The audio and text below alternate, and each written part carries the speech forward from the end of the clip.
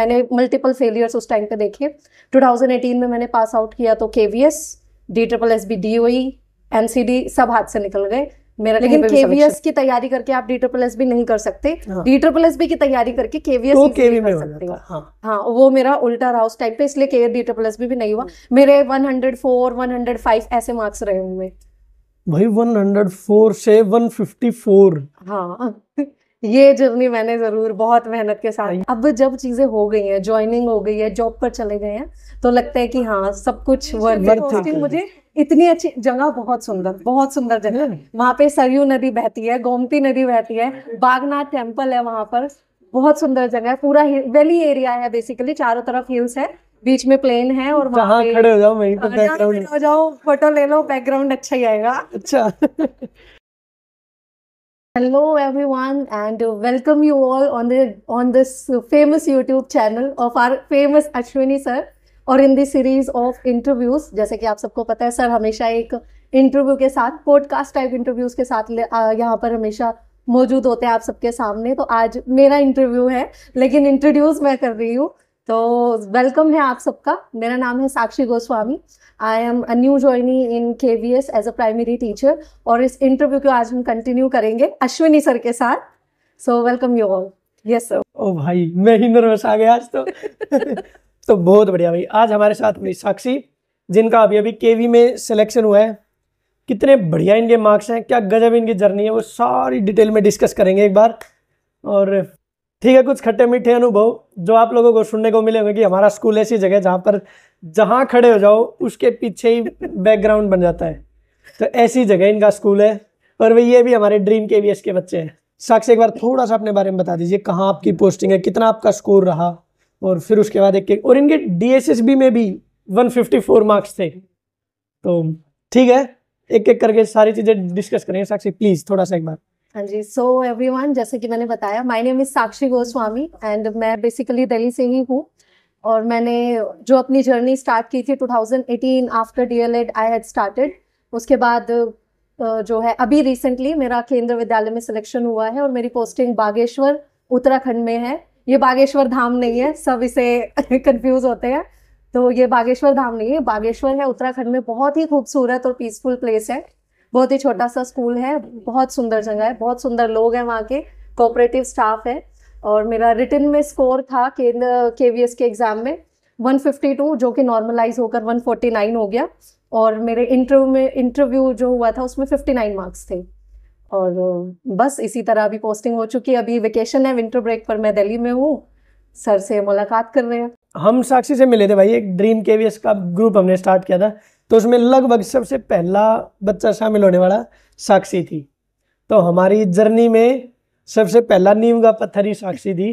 तो अब कहाँ मिले, कैसे इनकी उससे पहले की जर्नी थी, वो सारी एक बार साक्षी सबसे पहले बताओ। मतलब आपने 12th की, 12th में क्या था आपके पास? ह्यूमैनिटीज। और फिर उसके बाद JBT की। JBT का खुद का मन था, घर वालों ने? ऐसे हुआ कि जब 12th थी, हाँ, तो अपने इंटरेस्ट के सब्जेक्ट्स लिए, मेरे ह्यूमैनिटीज में इंटरेस्ट था तो मैंने वही सब्जेक्ट चूज किए। मुझे फर्स्ट कहा गया कि मुझे साइंस या कॉमर्स लेना चाहिए, हाँ, बट मेरा इंटरेस्ट नहीं था तो मैंने नहीं लिए। मैंने ह्यूमैनिटीज ही पढ़ी। ये नहीं पता था क्यों पढ़ रही हूँ, आगे क्या करना है, कोई गोल फिक्स नहीं था। सिर्फ इतना था कि अभी जो कर रही हूँ उसमें अपना बेस्ट देना है। तो 12th में मार्क्स अच्छे आ गए थे, ये क्लियर नहीं था क्या करना है। फैमिली ने सजेस्ट किया कि टीचिंग करवाएंगे आप, सबसे इमीडिएट जो एकदम जल्दी आप जो एक गवर्नमेंट जॉब के लिए जा सकते हो, तो उसके लिए DLED सबसे बेस्ट रहेगा। और जल्दी गवर्नमेंट जॉब नहीं, केवल सबसे बढ़िया पे स्केल। हाँ ठीक है, 2nd ग्रेड ऑफिसर की रैंक में आते हैं हम। ठीक, बिल्कुल। तो फिर उसके बाद क्या हुआ? हाँ, तो उसके बाद फिर DLED में एडमिशन हुआ मेरा, दिल्ली से ही किया है मैंने। और एडमिशन होने के बाद वहाँ पर भी वही फैमिली के कहने पर मैंने एडमिशन ले लिया था, क्योंकि मेरा अपना कोई गोल नहीं था, तो मैं कोई आर्ग्यूमेंट करने मेरा बनता नहीं था। मैंने कहा ठीक है यही कर लेते हैं, आगे की आगे देखेंगे। तो एडमिशन हो गया, उसमें भी अच्छे मार्क्स आ गए। एक्चुअली जब हमारी टीचिंग प्रैक्टिस होती है 40 डेज की, तो जब हम उस टीचिंग प्रैक्टिस पे गए तब मुझे एक्चुअली में लगा कि वाह व्हाट अ वंडरफुल जॉब, ये बहुत अच्छी जॉब है। जब हम बच्चों के साथ टाइम स्पेंड करते हैं, स्कूल में होते हैं, तो तब लगता है कि अरे कितनी लाइफफुल जॉब है। तो मेरा इंटरेस्ट तब से बना कि नहीं, मुझे टीचिंग ही करनी है। और वो मेरा मोटिवेशनल फैक्टर था वहाँ से। उसके बाद मैंने तैयारी शुरू की 2018 में।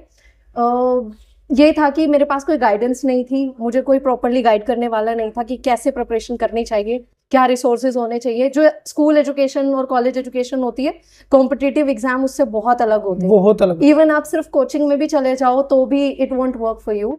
आपको एक प्रॉपर गाइडेंस एक अच्छे सी चाहिए होती है, आपकी इंडिविजुअलाइज्ड गाइडेंस जिसे हम कह सकते हैं, आपके लेवल को देखते हुए। वो मुझे नहीं मिली, तो कहीं ना कहीं मैंने मल्टीपल फेलियर्स उस टाइम पे देखे। 2018 में मैंने पास आउट किया तो KVS, DSSB, DOE, NCD सब हाथ से निकल गए, मेरा कहीं पे भी सिलेक्शन नहीं हुआ। आपका पहले आपने केवी का एग्जाम दिया था? हाँ, सबसे पहले मैंने केवी का दिया था। फिर उसमें कितना? अच्छा, इसमें मैं एक चीज मेंशन करूंगी, जब हमारा जो टीचिंग का कोर्स होता है उसमें हमारी ट्रिप जाती है, तो हम ट्रिप पर गए थे उत्तराखंड जोशीमठ। ठीक है। और जब हम वहाँ गए तो वो उत्तराखंड में ही है। मैंने वो जगह, जब मैं फर्स्ट टाइम पहाड़ों में गई थी, वो मुझे इतनी अच्छी लगी। मेरा ये था कि अब मुझे ना दिल्ली में नहीं रहना, मुझे KVS में ज्वाइन करूंगी और मुझे यही पोस्टिंग चाहिए, मुझे उत्तराखंड आना है। मैंने इतना from the bottom of the heart ये डिजायर किया कि शायद वही चीज मेरी पूरी हो गई कि अभी मेरी फर्स्ट पोस्टिंग मुझे उत्तराखंड बागेश्वर में मिली।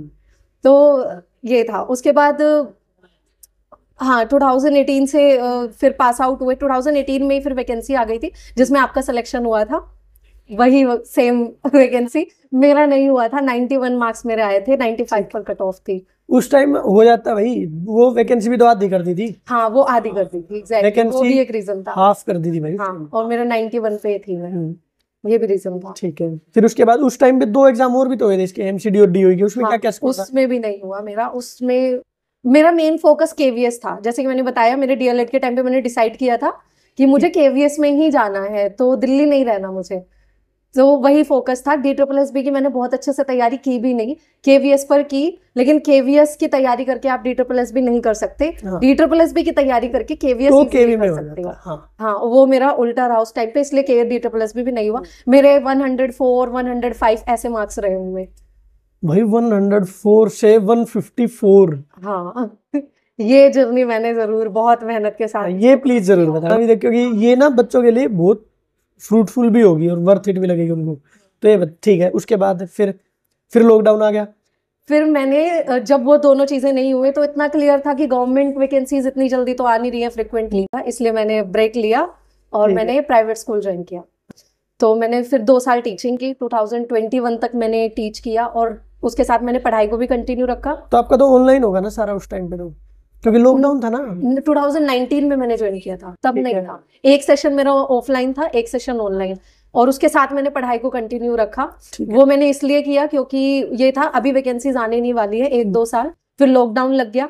लेकिन इतना क्लियर था कि जॉब के साथ जो है कॉम्पिटिटिव एग्जाम की तैयारी अब नहीं हो सकती, कंपटीशन बहुत हाई होता जा रहा है। ठीक है। तो इसलिए फिर 21 में मैंने डिसाइड किया था कि मैं अब जॉब छोड़ के अच्छे से टोटली फोकस्ड होके, क्योंकि क्लियर था गवर्नमेंट ही लेना है। और उसी टाइम DSSB की वैकेंसी आ गई थी 21। जैसे मैंने 21 में मार्च में लीव किया था, मई में वैकेंसीज नोटिफाई हो गई थी, बहुत कम वैकेंसीज थी।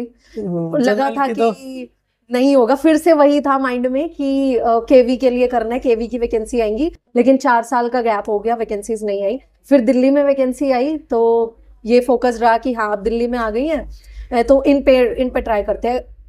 मैंने ये सोचा कि बहुत कम वैकेंसी है और मेरा लेवल वो 100 के आसपास मेरा स्कोर था जब मेरा इनिशियली हुआ था। तो मुझे लगा पता नहीं होगा नहीं होगा, इतना लेवल कहाँ मैं लेकर जाऊंगी। बट जब जॉब छोड़ दी थी तो ये था कि अपना 100% देना है, मुझे रिग्रेट नहीं होना चाहिए कि मेरी तरफ से कमी रही, फिर चाहे हो या ना हो। तो ये वाली चीज़ थी। फिर मैंने जॉब छोड़ के रिलीजियसली उस चीज़ पे फोकस्ड होके तैयारी की, बहुत अच्छे से की।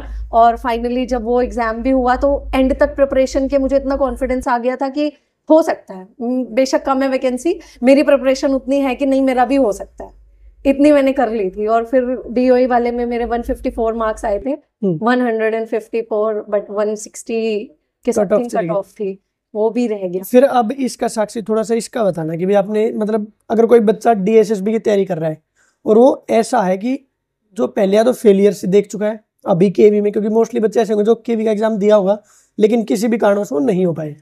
दूसरे वो बच्चे होंगे जो जस्ट अभी JBT करके निकल के बाहर आए होंगे।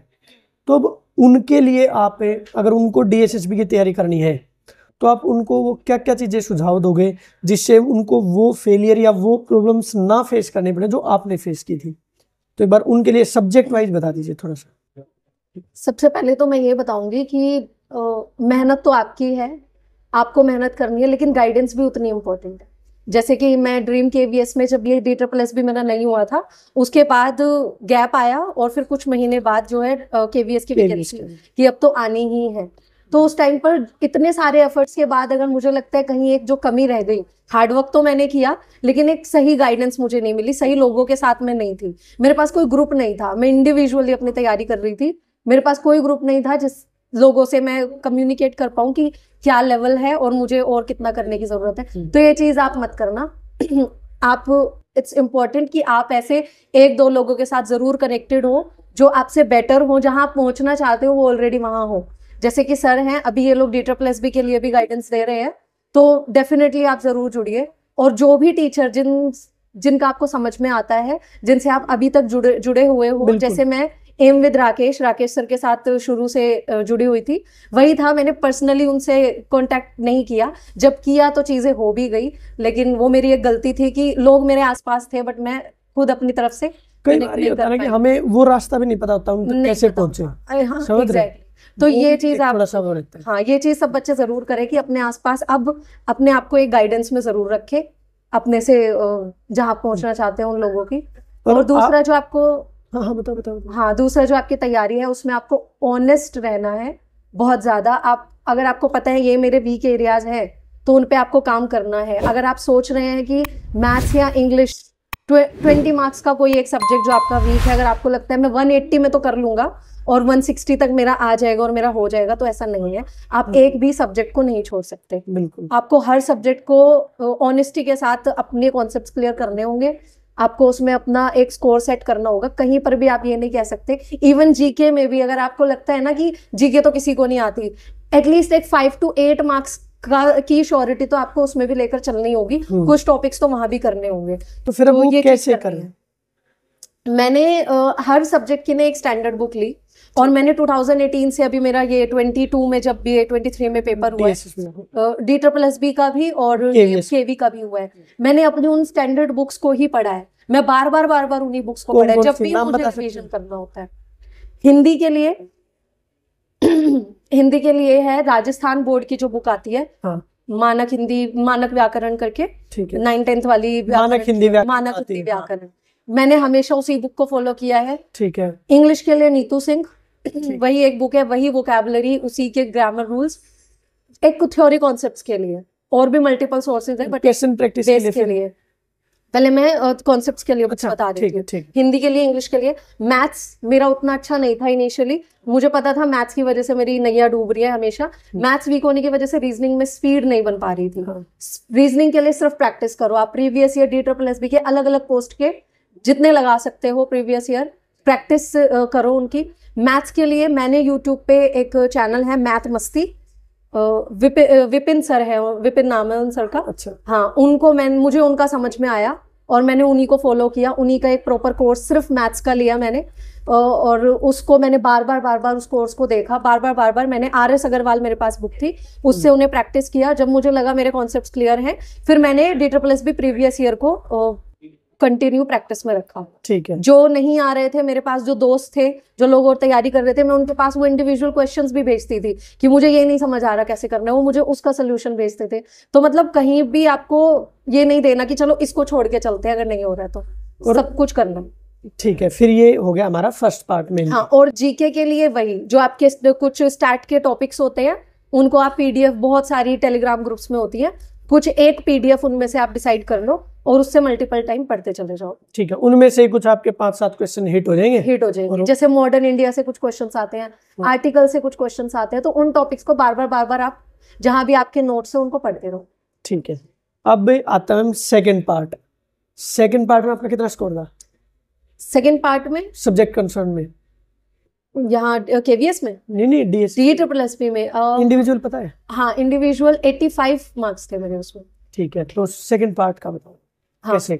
सेकंड पार्ट के लिए एक तो जब मेरी DLED हुई, जो मेरा टीचिंग कोर्स था, उसमें मैंने बहुत अच्छे से बुक्स पढ़ी थी, मेरे बेसिक्स क्लियर थे। ठीक है। ठीक है, लेकिन तो सिलेबस वही है। फिर वो NIOS वाली चीज थी कि NIOS से सिलेबस आ रहा है, तो जो अपने बहुत ही बेसिक्स है CDP के, जो आपके कोर्स में चीजें आप पढ़ते हो वो अपनी क्लियर रखना। सबसे पहले जो आपका टीचिंग का कोर्स है B.Ed DLED, उसकी जो बुक्स है वहां से अपने बेसिक्स क्लियर रखना पेडागोजी के। उसके बाद मैंने NIOS बुक मल्टीपल टाइम्स पढ़ी। मैंने सारे ब्लॉग्स डाउनलोड करके उन्हें मल्टीपल टाइम्स पढ़ा, पढ़ती रही, साथ में क्वेश्चन प्रैक्टिस, रिवीजन, हाईलाइट करती रही मैं उन्हें अपने लैपटॉप में। मैंने ऑल सिस्टम में ही पढ़ा अपने लैपटॉप में, हार्ड कॉपी नहीं निकलवाई थी। NIOS से मैंने पढ़ा और फिर क्वेश्चन प्रैक्टिस। अच्छा हो गया। मेरे दिमाग में यही चल रहा, अभी बीच में से चले गए, दिमाग खराब। ठीक है, तो हाँ।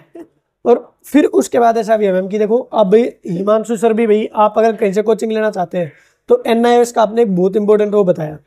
तो NIOS हम भी, जैसे हिमांशु सर है, ये हमारी ऐप है भाई, आप डाउनलोड कर सकते हो, थोड़ा प्रचार कर देते हैं। तो हिमांशु सर है, ओए पढ़ ले ऐप, आप वो डाउनलोड कर सकते हो। वहां पे आपको कंप्लीट NIOS अच्छे से वो तैयार करवा देंगे। एक चीज, दूसरा, फिर कुछ केवल NIOS से आपका काम नहीं चलेगा, फिर कुछ कॉम्प्लीमेंट्री टॉपिक्स होते हैं जो आपको इधर उधर से, मान लो कोई टेक्स्ट बुक पे क्वेश्चन आ गया, टॉपिक वहां से मिल गया आपको, एक कोई आपको वैसे किसी XYZ कोचिंग सेंटर से आप प्रैक्टिस कर रहे थे, वहां से आपको कोई टॉपिक मिल गया। तो ऐसे उन मिसलेनियस टॉपिक्स को भी कंपाइल करके आप लोगों के लिए फिर लास्ट में क्लासेस प्रोवाइड करना। तो ऐसे एक कॉम्प्लीमेंट्री, बिल्कुल ऐसे कॉम्प्रिहेंसिव तैयारी करवाना हिमांशु सर हमारी ऐप पे करवा भी रहे हैं। तो और उसका छोटा सा डेमो आपने उसमें देख भी लिया होगा KV में, जब हम तैयारी करवा रहे थे। ठीक है, KV में पेडागोजी की क्लासेस, क्योंकि सिलेबस चेंज हुआ था तो सर ने पूरी ली थी। और बहुत ही, मतलब अगर कोई बच्चा सिंसियरली चाहता है ना कि मुझे एफर्ट्स डालने हैं और वो कंफर्ट जोन से बाहर आना चाहता है, तो वो बिल्कुल सफिशिएंट है अगर वो वीडियोस देखता है। जो अभी आप DSSB वाली सर ने डेमो वीडियोस भी डाली थी, मैंने वो देखी थी, वो बिल्कुल पार्ट 2 के लिए सफिशिएंट है। हाँ, तो आप वो चेकआउट कर सकते हो भाई। अगर आपको लगे आपके लेवल की है वो, तो आप बिल्कुल देखो। और फिर उसके बाद हम उतने रीचेबल तो आज भी हैं कि आप लोगों को जो भी प्रॉब्लम आए, चाहे टॉपिक से रिलेटेड या आपने खुद से कोई टॉपिक पढ़ा और वो समझ भी ना आए, तो भी आप अगर हमारे बैच में इनरोल हो, अगर ना भी इनरोल्ड हो, तो भी आप हमसे वो चीज़ पूछ सकते हो। वो तो आंसर आपको पता ही है, तुरंत मिल ही जाता है उसके बाद। तो फिर उसके बाद आता है साक्षी कि ये इतना पार्ट हो गया, फिर उसके बाद mock test practice. Mock test के बाद इतना सारा सिलेबस याद रखना, वो कैसे होगा? वो ऐसे, एक तो मल्टीपल टाइम्स में, अब मैंने कहा ना, एक बुक ले लो और उसी को मल्टीपल टाइम आपको पढ़ना है। ठीक है, क्वेश्चन प्रैक्टिस बहुत ज्यादा करने हैं। क्वेश्चन प्रैक्टिस मैंने मेनली टेक्स्ट बुक से किए। टेक्स्ट बुक में एक मुझे बहुत अच्छी चीज ये लगी, आप एक क्वेश्चन देते हो, उसका सोल्यूशन मिलता है, प्लस जो बाकी के 3 ऑप्शंस बचते हैं ना, उनका भी सोल्यूशन होता है। और उस चीज को आपको ऐड ऑन करते जाना है। मैं अपनी बात बताती हूँ, मैं अपना एक टाइम रखती थी, अगर मुझे मॉक टेस्ट देना है तो मेरा 2 आवर्स का मॉक टेस्ट होता था और मुझे 4 आवर्स लगते थे उसे एनालाइज करने में। ठीक है, मैं एक एक क्वेश्चन पे इतना टाइम देती थी कि वो जो चीजें आ रही है ना, मैंने, अगर मुझे एक क्वेश्चन में मैंने उसके नीचे की थ्योरी मैंने पढ़ ली और आगे जाके सेम क्वेश्चन में वो थ्योरी रिपीट हो रही है, तो मैं उसे छोड़ती नहीं थी, मैं उसको दोबारा पढ़ती थी। मल्टीपल टाइम्स आपको पढ़ना है, तभी आप चीजें रिटेन कर पाओ। इसका फायदा भी तो ये होता है ना कि अगर आप मॉक टेस्ट कर रहे हो, मॉक टेस्ट में केवल ये नहीं है कि भी आप 100 क्वेश्चन 200 क्वेश्चन प्रैक्टिस कर लिए बस हो गया आपकी जय, या आपको अपना स्कोर जानने के लिए आप प्रैक्टिस कर रहे हो। नहीं, आप एक्चुअली मॉक टेस्ट को एज ए सोर्स यूज करो कि आपको वहां से कुछ नए टॉपिक्स मिलेंगे, प्लस जो टॉपिक्स आपने अच्छे से पढ़ लिए उनका रिवीजन बढ़िया तरीके से हो जाएगा। ठीक है ना, कोई दिक्कत नहीं हो, बैकग्राउंड नॉइस खत्म हो जाएगा, है ना।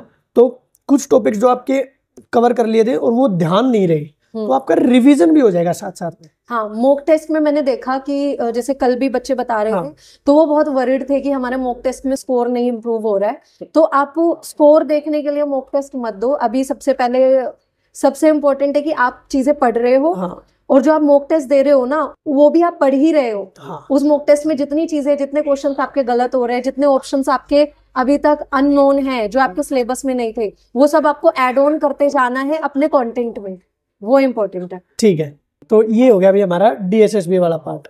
फिर उसके बाद आपने KV की स्टार्ट किया, तो मतलब थोड़ा सा मुश्किल सा नहीं हुआ कि यार पहले नहीं हुआ, फिर उसके बाद बहुत मेहनत की, फिर 154 में भी नहीं हुआ, है ना, मतलब 154 मार्क्स लेके आए फिर भी नहीं हुआ, मतलब वो थोड़ा सा लगा नहीं कि यार क्या है, क्यों? मेरे साथ क्यों हो रहा है ये, ऐसा नहीं हो? ये बिल्कुल हुआ सर, बिल्कुल हुआ। ये जब मैंने 2000 मतलब स्टार्टिंग में तैयारी की थी, मेहनत मैंने तब भी की थी, बट वही ये सही डायरेक्शन में एफर्ट्स नहीं थे। एफर्ट्स तब भी थे, और जब नहीं हुआ फिर ये था कि अब नेक्स्ट वैकेंसी, फिर 1-1.5 साल का प्रोसेस लगेगा और फिर से सेम चीजें पढ़नी है। ये सबसे मुश्किल काम है। ये एकदम होता है ना शुरू से शुरू करना, ये मेरे साथ 2 बार हुआ। एक मैंने 18 में जब स्टार्ट की प्रिपरेशन, नहीं हुआ, फिर 21 में जब वैकेंसी आई तब, और फिर जब वो भी नहीं हुआ और फिर केवीएस के लिए कि फिर शुरू से शुरू करना है। तो लेकिन जब केवीएस के लिए करना था ना, एक तो जब 21 में स्टार्ट किया तब ये था कि नहीं इस बार तो करके रहना है। पिछली बार मुझे, हमें पता होता है हम कितने पानी में हैं, तो मुझे पता था कि मेरी तैयारी, अभी मेरा लेवल उतना नहीं बन पा रहा है, ठीक है, कि जिस हिसाब से कंपटीशन है। मैं कर रही थी बट नहीं हो पा रहा है, लेकिन उस टाइम मैंने डिसाइड कर लिया था चाहे कितने एफर्ट्स करने हो, मुझे गवर्नमेंट जॉब लेनी है और मुझे वो एफर्ट्स डालने हैं, तो इस बार मैं करूंगी। वो एकदम डिसाइड करके मैंने फिर से तैयारी शुरू की। और जब 21 में भी नहीं हुआ तो मुझे इतना पता था कि अब मेरा लेवल उतना है कि बस एक होता ना, आप माउंटेन क्लाइंब कर रहे हो और आप यहाँ पहुंच गए हो, बस एक लास्ट स्टेप जो कि सबसे डिफिकल्ट लग रहा है आपको, लेकिन ये लास्ट स्टेप आपको कन्क्वर करवा देगा। तो वो मुझे बिल्कुल पता था कि इस बार तो मतलब हो ही जाना है। तो वो हिम्मत, मैंने वो करेज फिर से लिया और केवीएस के लिए कि अब तो करना ही है, तो केवीएस के लिए फिर से कि हाँ शुरू से शुरू करना है। बट ये होता है कि आप जितनी आपकी प्रीवियस लर्निंग होती है ना, वो वेस्ट नहीं जाती है। आप देखोगे 1 महीने की रिवीजन के बाद ना चीजें वापस आती है माइंड में और सब इजी हो जाता है, और इजी हो जाता है। पर फिर उसके बाद आता है आपका केवीएस, वो लास्ट माइलस्टोन, वो स्टेपिंग स्टोन। तो उसका कैसे, थोड़ा सा डर उस टाइम भी नहीं होगा कि यार अगर इसमें भी गड़बड़ होगा ना? इतनी क्लियरिटी थी कि ये तो होना ही है। मेरी फैमिली 100% श्योर थी इसका सिलेक्शन होना ही है इस बार। अच्छा, मतलब मुझे ये था, मैं बोल नहीं रही थी, पर मुझे इतना पता था DSSB की तैयारी में इतना हो गया है कि हो जाएगा। मैंने पेडागोजी के लिए एकदम से सिलेबस, पेडागोजी वाला पोर्शन तो मुझे कभी भी प्रॉब्लम नहीं रहा, वही मेरा स्ट्रॉन्ग था। बल्कि मेरी मास्टर्स भी साइकोलॉजी में है, ग्रेजुएशन भी साइकोलॉजी में है, तो वो मेरा स्ट्रॉन्ग जोन था। मैथ्स पे मैंने वर्क कर लिया था और काफी मतलब एक स्पीड भी अच्छी बन गई थी। और केवीएस का कंपैरेटिवली लेवल भी कम है DSSB से, काफी कम है। तो ये चीजें थी, बस वही था कि फिर से शुरू करना है। तो ये वाली चीज ना, टाइम जो जा रहा था वो पेनफुल लग रहा था कि अभी तक नहीं हुआ, अभी तक तो हो जाना चाहिए था। फिर केवी हुआ, केवी के बाद फिर उसका मतलब कैसी रही आपकी जर्नी, कहाँ से? बहुत ज्यादा वेटफुल रही जर्नी, बहुत वेट करा दिया। एक होता है ना, आपको पता है कि अब तो होना ही है, बस वो दिन आ जाए और वो रिजल्ट आ जाए, वो चीज नहीं हो रही थी। क्योंकि कोर्ट केस हो गया, बीएड वाला सीन हुआ, और बीएड के बावजूद भी इतना टाइम लगा दिया रिजल्ट देने में। और उसके बाद हुआ तो फिर फटाफट से इंटरव्यू और 1 महीने के अंदर ज्वाइनिंग। तो बट वही है, जब चल रहे होते हैं ना, हम उस प्रोसेस से गुजर रहे हैं। जैसे कि आपने भी कहा था कि भाई इस मोमेंट को जियो। जब हम मॉक इंटरव्यू के लिए आते थे तब आप बोलते थे हमने भी ये टाइम देखा और इस मोमेंट को एंजॉय करो, ये दोबारा नहीं आने वाला। और जब आप इससे गो थ्रू हो जाओगे ना, तब आप रियलाइज करोगे अरे कुछ भी नहीं था, हम तो खामा परेशान हो रहे थे। तो ये चीज तो है। अब जब चीजें हो गई हैं, ज्वाइनिंग हो गई है, जॉब पर चले गए हैं, तो लगता है कि हाँ सब कुछ वर्थ इट। अब वो याद करो कि जब ड्रीम केवीएस में हम हर रोज कॉल रखते थे रात लोग की, सर आज अब तो पढ़ने का मन नहीं करता, पता नहीं ये वीडियो आ रही है कि ऐसा आएगा पेपर, है ना? तब मैं भाई रुक जाओ, कर लो, बस शांति रखो, हो जाएगा। तुम लोग और वो कॉल याद करो अब अब याद करो जब आप मॉक इंटरव्यू देने आते थे, है ना? और अब पीछे मुड़ के जब देखते ना तो कितना बढ़िया सा नहीं लगता कि यार सही हुआ ना, बढ़िया हो गया, मस्त, कुछ बढ़िया हो गया। हाँ, जितना बढ़िया स्ट्रगल उतनी ज्यादा बढ़िया। बिल्कुल। हमें पता होता है कि एक होता है ना, हम पेपर देकर आते हैं ना, तो हमें पता होता है हम पास होंगे कि नहीं होंगे, वो चीज होती है माइंड में। DSSB के टाइम में भी यही था कि हो जाएगा, बट वैकेंसीज बहुत कम थी, तो उस हिसाब से थोड़ा वो फैक्टर कुछ और था। अगर वो एक जनरल नॉर्मल वैकेंसी आती होती तो डेफिनेटली वो हो जाना था। तो मुझे उस टाइम पर बस वो उसी नंबर ऑफ वैकेंसीज की वजह से थोड़ा डाउट था, और डाउट, डर जो था वो मैनिफेस्ट हो गया। नहीं हुई चीजें, कोई नहीं, बट वही है ना, जो होना होता है ना अच्छे के लिए होता है। तो आप भाई हमारे उस ड्रीम केवीएस के पहले बच्चे थे, तो आप कुछ एक्सपीरियंस शेयर करना चाहोगे उसका? बिल्कुल। जब सर ने ये चीज डाली, ऑनेस्ट करना, मतलब कुछ चीजें ऐसी भी होंगी जो हमारे लिए भी सीखने लायक होंगी, तो आपका जेन्युइन जो बच्चों वाला रिएक्शन था ना, वो बताना। हाँ बिल्कुल। जब जब ये DSSB का भी नहीं हुआ तो सर ने फिर टेलीग्राम ग्रुप में ये चीज़ डाली कि हम एक ऐसे एक ग्रुप बनाएंगे जिसमें हम सिर्फ सेलेक्टेड 50-60 स्टूडेंट्स रखेंगे और वो बच्चे होंगे जो DSSB में मार्जिन से रह गए और जिनके की CTET में थोड़े 130 प्लस मार्क्स हो, 120 प्लस थोड़े अच्छे मार्क्स हो। यानी कि उन्होंने ऐसे बच्चे लिए जो कि मेहनत तो कर रहे थे और वो एफर्ट्स डालने के लिए रेडी थे, बस कहीं ना कहीं उन्हें एक सही गाइडेंस, एक प्रॉपर मोटिवेशन और एक ना कि एक सपोर्ट साथ की जरूरत थी। उनको टाइम टू टाइम की हम हैं तुम्हारे साथ, तुम करते रहो बस। बूस्ट मिलता रहे, तो वो चीज थी और शायद उसी चीज की कमी मेरे पास थी, मुझे जो फील हुई मेरी प्रिपरेशन में। तो जब ये सर ने डाला मैसेज, मैंने घर में सबको बताया, पापा को बताया, फ्रेंड्स को बताया और मैंने कहा कि मुझे इस ग्रुप में आना है, मुझे लेना है इस ग्रुप में, क्योंकि इस बार मैं KVS नहीं जाने दे सकती। ये मैंने लास्ट अपना डिसाइड किया था इतने टाइम के बाद कि अब KVS मेरे लिए लास्ट है, अगर इसमें होगा ठीक है, वरना मैं गवर्नमेंट के लिए नहीं तैयारी करूंगी। We have to be honest, हमें पता है हमें पोटेंशियल है, 30 लास्ट एज है, बट हम 30 तक नहीं ट्राई कर सकते वरना हम और बेटर अपॉर्चुनिटीज जो हमें प्राइवेट में मिल सकती हैं वो भी मिस कर देंगे। तो ये एक सब बच्चे जरूर इस चीज को नोट करें कि 30 मैक्सिमम एज है, बट 30 तक आपको उसमें नहीं लगे रहना है। अभी ऐसा टाइम है कि आपके पास बहुत अपॉर्चुनिटीज है, मायूस नहीं होना, नाराज नहीं होना उन चीजों के लिए कि गवर्नमेंट सब कुछ नहीं है अल्टीमेटली। तो better opportunities are waiting for you out there, तो उनको भी आप मोटिवेट को लेकर। तो मैंने घर पे बताया और मैंने बोला पापा को, मेरे पापा ये ऐसे ऐसे सर हैं यूट्यूब पे और वो ना ऐसे ग्रुप बना रहे, सिर्फ 50 बच्चों को लेंगे। अब उन्होंने सबको अनाउंस कर दिया है तो इतने बच्चे आ जाएंगे, मेरे को पता नहीं लेंगे या नहीं लेंगे, मेरे को जाना है ग्रुप में, मेरे को जाना है। मैंने हिमांशु सर को पर्सनल मैसेज, अश्विनी सर को पर्सनल मैसेज, मैंने कहा सर मेरे को लेना, मैंने अपने स्कोर सब शेयर किया उनको कि DSSB में इतना था। तो फिर उनका रिप्लाई आया उधर से कि हाँ we will add you in the group.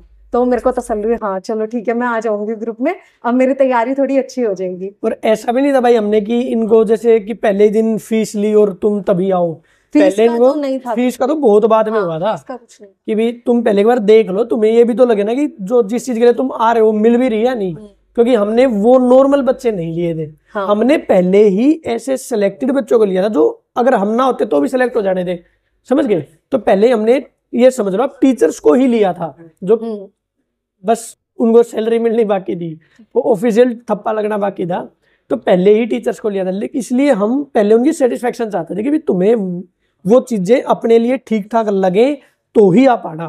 तो फिर इनको 10-5 दिन इन्होंने पूरा 10-12 दिन इन्होंने रहे उसमें, फिर इन्होंने धीरे धीरे, और जब हमने 50 बच्चे बुलाए 2 ही दिन में कहाँ हुए थे कंप्लीट। हाँ, तो हमने 2 ही दिन में वो खत्म रोक दिया था भाई, बस आ गए हमारे पास जितने आने थे। और इसमें बहुत अच्छी चीज ये थी ग्रुप में कि सारे बच्चे बहुत सीरियस, एक अच्छा ग्रुप हमें मिल गया ना, हमें एक क्राउड अच्छा मिल गया जिसमें बच्चों का लेवल हमसे भी ऊपर था और उनके साथ कि वो कैसे प्रिपरेशन कर रहे हैं, टोटल सब एक अपनी अपनी स्ट्रैटेजी शेयर कर रहे थे, अपने नोट्स और अपने अपने जो भी उन्होंने रिसोर्सेज यूटिलाइज किए, सब चीजें उन्होंने शेयर की वहां पे। इनफैक्ट उस ग्रुप में अभी भी बच्चे बहुत सारे कांटेक्ट में, एकदम फैमिली की तरह है वो ग्रुप। अब वो ग्रुप लिटरली ऐसा हो गया भाई कि जैसे ये नहीं होता कि आप हाँ किसी टाइम फोन करो जब भी जरूरत हो, कोई नहीं, बिल्कुल ऐसा कि जैसे सुनी से पहले सर हमारे हैं इस टाइप से।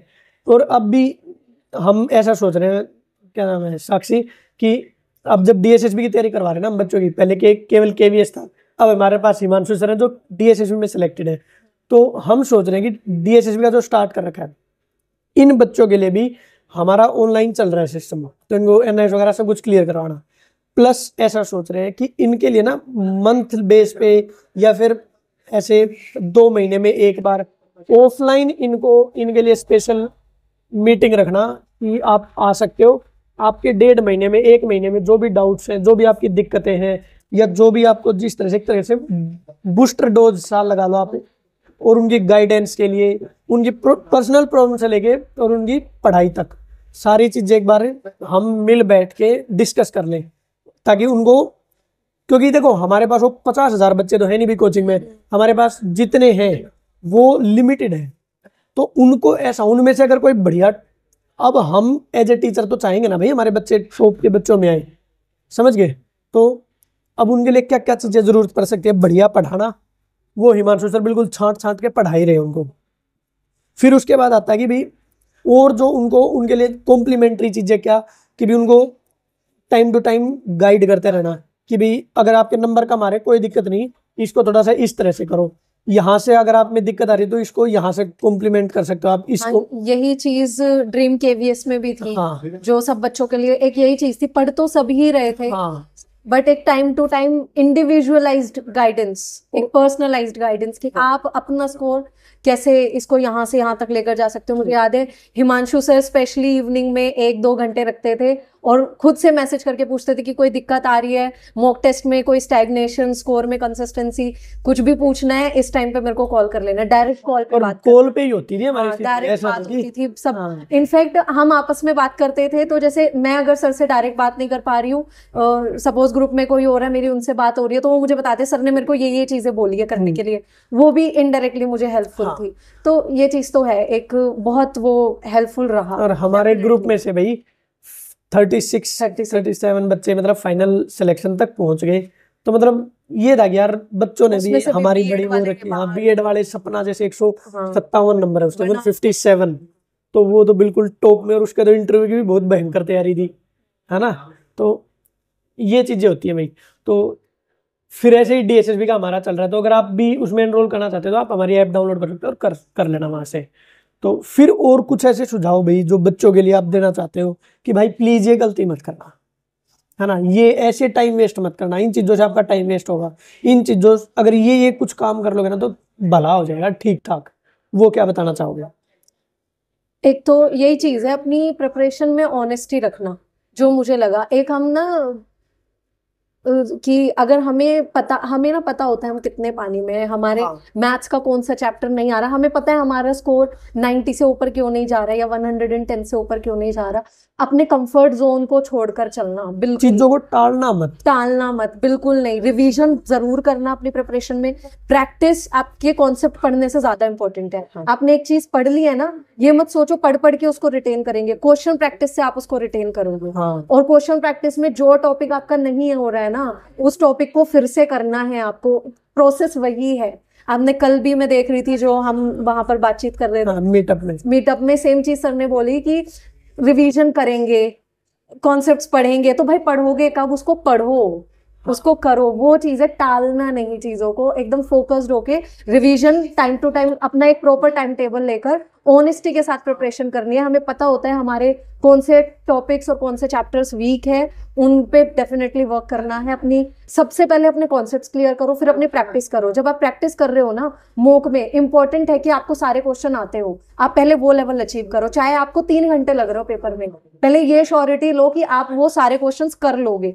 स्पीड, फिर उसके बाद स्पीड पे वर्क करना है। एक बार कॉन्सेप्ट हो गए ना आपके कि आते तो हैं मुझे, बस स्पीड नहीं हो रही है, तो स्पीड तो हो जाएगी आपकी। एक चीज ये भी है ना कि आपने जो अचीव करना ना, मान लो आपने इतने कुछ मार्क्स का टारगेट रख लिया कि मुझे इतने मार्क्स चाहिए मुझे, या कुछ आपने कर लिया कि ये टॉपिक मैंने पढ़ना है, उसको ना पहले ऑन पेपर कर लो एक बार, थोड़ा सा चाहे रफ डायग्राम बना लो कि मान लो मैंने 90 मार्क्स लेके आने हैं सेकंड पार्ट में, फर्स्ट पार्ट में, तो उसका ब्रेक डाउन करके देख लो कैसे कैसे आएगा, तो उससे ना आपको आइडिया हो जाएगा। उसके लिए तो मैं बिल्कुल रेकमेंड करूंगी। मैंने खुद हिमांशु सर की वीडियो देखी थी जो उनकी स्ट्रैटेजी पे बेस्ड थी, जो आप लेकर आए थे DSSB की। मुझे उससे बेटर नहीं लगा कुछ भी यूट्यूब पे कि इससे बेटर कोई आपको एक्सप्लेन कर सकता है कि आप अपने मार्क्स को कैसे ब्रेक डाउन करेंगे अपना एक टारगेटेड स्कोर अचीव करने के लिए। तो वो वीडियो आप जरूर देखना।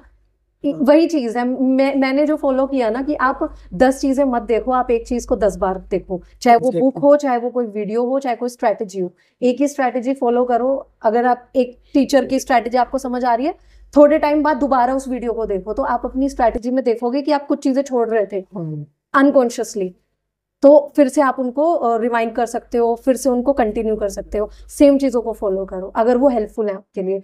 पहले अपना मटेरियल सेलेक्ट कर लो, मोटिवेशन के लिए भी, स्ट्रैटेजी के लिए भी, और पढ़ने के लिए भी, और प्रैक्टिस के लिए भी, और उसी को आपको मल्टीपल टाइम्स करना है। मैं सेम बुक, सेम नाउन का चैप्टर सेम बुक से पता नहीं कितनी बार पढ़ लिया मैंने। मुझे नीतू सिंह की बुक का ये भी पता है, जो उसके प्रैक्टिस क्वेश्चंस होते हैं ना बैक साइड में, मैं एक क्वेश्चन पढ़ के बता सकती हूँ। कोई आप मुझे रैंडमली दो कि ये कौन से चैप्टर का, एडजेक्टिव का या वर्ब का या एडवर्ब का, इतना मुझे रट गया उसका, क्योंकि मल्टीपल टाइम मैंने सेम बुक पढ़ी है। तो आप ये सोचो ना कि डीएसएसबी में इतने बढ़िया नंबर, फिर उसके बाद केवी में 78 रैंक है ना आपकी। हाँ जी, 78 रैंक। तो ये चीजें मतलब ऐसे ही नहीं आती, इनके लिए कुछ ना कुछ तो आपने पीछे चीजें रही होंगी ना, वो बोरिंग काम एक जो बच्चे बोलते हैं। प्रोसेस है, उसी को तो डिसिप्लिन कहते हैं। इससे आपको गुजरना ही होगा। वो बोरिंग, वो उबाऊ, वही घिसी पिटी काम बार बार बार बार बार बार करना, बिल्कुल वही तो डिसिप्लिन होता है। अपना टाइम टेबल जो है आपके आपके स्टडी आवर्स फिक्स करने हैं और उतने फिर आपको देना है टाइम। और मोटिवेशन और एक्सटर्नल मोटिवेशन ये तो स्टार्टर पैक होता है बस। अगर आपको एक लंबी रेस चलनी है, अगर आपको कुछ सच में बहुत बढ़िया करना है ना, सेल्फ रिलायंट रहना है, तो आपको वही उबाऊ और वो डिसिप्लिन के थ्रू जाना ही पड़ेगा, है ना। तो और डिसिप्लिन का होता ही वही है, वही काम करना जो इसका आपका मन भी ना कर रहा हो। हाँ। फिर भी वो काम करना। तो ये होगा भाई फिर आपका तैयारी वाला फेज। और अब इसके बाद आता है आपकी ज्वाइनिंग हुई। जब आपके मतलब आपको रिजल्ट का पता चला, आपके पेरेंट्स को पता चला, उसके बाद का क्या सीन? उसके बाद का मतलब कैसा रिएक्शन था? एकदम से रिएक्शन मतलब सब बहुत खुश हो गए। वही बेसिक सा प्रोसेस है। सब बहुत खुश हो गए, सब बहुत मुबारक दे रहे हैं, दूर दूर से रिलेटिव्स के कॉल आ रहे हैं, मिलने आ रहे हैं। मुझे याद है जिस दिन मेरी ज्वाइनिंग थी उससे एक दिन पहले मैं खुद अपने डॉक्यूमेंट के काम में इधर उधर थी, कहीं पे जा रहे और सब मुझसे मिलने आ रहे कि गुड़िया, साक्षी मतलब घर में मुझे गुड़िया बोलते हैं, तो कि कल पोस्टिंग पे जा रही है, दिल्ली से चली जाएगी, बागेश्वर जाना है, तो मिलने के लिए आ रहे हैं मुझसे, स्पेशली मुझसे मिलने आ रहे हैं। मैंने कहा आपसे पहले भी तो मैं एग्जिस्ट करती थी। एकदम से बहुत ही ज्यादा इंपॉर्टेंस बढ़ गई है फैमिली में, सब जगह सब पूछने लग जाते हैं। अच्छा कोई ऐसा भी था क्या जो पहले थोड़ा सा जिसका नेगेटिव आपकी तरफ रहता और लेकिन जैसे ही जॉब लगी उसके बाद भाई ये क्या, ये तो इसका तो होना ही था? तो किसी का नहीं था एज सच, बट ये था कि एक होता है ना कि बात कर रहे नहीं कर रहे, लेकिन अब तो सभी बात कर रहे हैं। अब तो भाई साहब सेलिब्रिटी बन गए, सेलिब्रिटी वाला फील आ रहा है अभी तो लिटरली। ठीक है, तो फिर आपका ये मतलब सिलेक्शन हुआ, फाइनल आपको रैंक का पता चला, आपका ज्वाइनिंग हो गई, फिर उसके बाद का कैसा एक्सपीरियंस था? अच्छा थोड़ा सा एक ना बिफोर एंड आफ्टर का पूछता हूँ मैं आपको, आपने कैसा एक्सपेक्ट किया था और कैसा आपका रियलिटी निकली? तो पहले तो यही बताओ कि स्टाफ कैसा था, मतलब आप कैसा सोच के जा रहे थे कि यार एज मिलेंगे या कैसे मिलेंगे, और फिर रियलिटी में कैसा था? हमेशा केवीएस के लिए हमारी एक्सपेक्टेशंस होती है क्योंकि KVS is considered as world class schools. हाँ, अच्छे स्कूल्स बहुत, और जैसे हम दिल्ली में देखते हैं स्पेशली, बहुत ही बढ़िया बिल्डिंग और बहुत बड़े स्कूल, अच्छा खासा क्राउड होता है। तो मुझे ये था कि हाँ बड़ा सा स्कूल होगा, बहुत बड़ा स्टाफ होगा, केवी में बहुत काम होता है, शायद मुझे सेकंड डे से ही बहुत काम करना पड़ेगा। और जब मैं वहाँ गई तो वो एक छोटा सा स्कूल था, जैसे कि दिल्ली में शायद 10 साल पहले गवर्नमेंट स्कूल्स हुआ करते होंगे। बहुत छोटा सा, पुरानी बिल्डिंग है, एक्चुअली हमारी नई बिल्डिंग अंडर कंस्ट्रक्शन है, तो हम शिफ्ट करेंगे। तो ये वाली जो बिल्डिंग है ये बहुत पुरानी हो चुकी है, थोड़ी ऐसे ही है, कच्ची जगह है, क्योंकि पहाड़ी पर है, पहाड़ी पे सबसे टॉप पर स्कूल है हमारा। हाँ, और उसके पास ही सारे टीचर्स रहते हैं, अच्छे खासे वहाँ पे रेजिडेंट्स है, सब लोग रहते हैं। तो काफी छोटा स्कूल था देखकर, और स्कूल बहुत लिमिटेड, हमारे प्राइमरी में सिर्फ 6 टीचर्स हैं इंक्लूडिंग एचएम। अच्छा, और मैं क्लास टीचर भी नहीं हूँ, क्लास टीचर का भी कोटा बिल्कुल फुल है। पर फिर वो कैसा है, क्या बोलते हैं? मैं और खुश हो गई। कैसे?